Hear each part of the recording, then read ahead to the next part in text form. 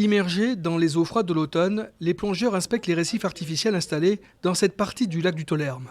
C'est une nouvelle étape pour cette expérimentation menée pour tenter de pallier le manque d'habitat naturel pour les poissons. Ces ingénieurs spécialisés dans les poissons sont aujourd'hui en plongée pour observer sur les récifs s'il y a du poisson, quelle espèce, identifier la taille des poissons, quelle espèce a colonisé, quel type de récif, pour essayer d'avoir un retour complémentaire par rapport à nos observations faites printemps-été.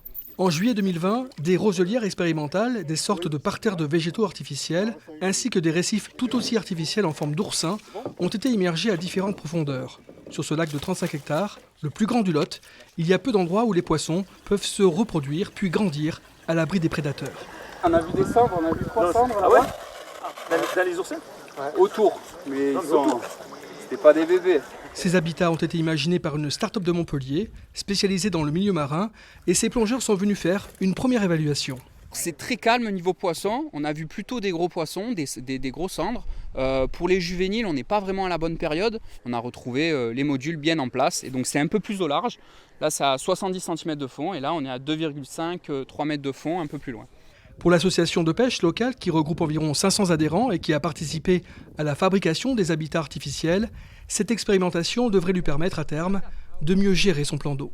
Là, maintenant, on va avoir un suivi scientifique et ça c'est très bien pour nous, pour savoir si on peut lâcher du poisson, qu'est-ce qu'on lâche comme sorte de poisson, ou alors qu'est-ce qu'on ne lâche plus comme poisson.